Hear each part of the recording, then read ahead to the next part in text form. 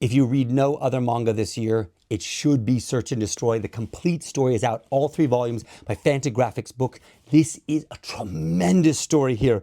I'm going to say it's Atsushi Kaneko is the writer and artist on this. He essentially adapted Dororo, the old samurai story by the Astro Boy creator. That's an amazing story as it is. But this one tells the story of Hayaku, who is this little child who at birth was taken and cut into pieces, and all of her body parts sold off to these robots, and they incorporated it into their design. And then she was replaced with robotic parts, and she grows up under the tutelage of this mad, crazy engineer slash biohacker, and she ultimately goes on revenge to hunt down these 48, they call them creatures in this world, are the name of the robots, to hunt them down and get her body parts back.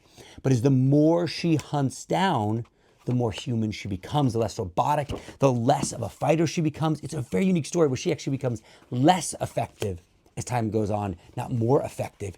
And it turns out it's her father who sold her body parts for perfect allegiance from these 48 creatures. And he's a government player, and he's corrupting the land, and he's taking advantage of all these robots and exploiting them in his mines. Look at this just breathtaking art. And the wolf is the symbol of our girl, of Hayaku. And she has this little sidekick, Doro, which is obviously a nod to the original samurai story, who turns out is this synthetic human being that's been coming along the ride with her. Seems like her sidekick, a little bit like Puck is with Guts and Berserker. Really unique relationship, and it's absolutely awesome. But as she's hunting down these creatures, you sort of learn the depravity that they've gone to. So imagine they're a robot, plus they're at the top of the hierarchy, plus they're at the top of the political chain, and sort of the crazy, horrific things they have become. And this world is really visual and vivid, and the line work is just absolutely moving. And in summation of this story, of once she gets all of her body parts back, there's one missing. And this is after she's killed her father. Her rage has led her to all of this. She now has to get her last body part, which is her brain. And that's the crazy thing about it, is that all this time you didn't realize that her brain was still one of the missing pieces. So who is this girl inside of this robotic body that's now becoming human? So she has the reverse of that she now becomes a human body with a robot brain.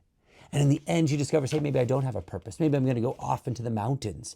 And this person who she's trying to get the brain from shoots themselves because they want control. They don't want her to take this brain.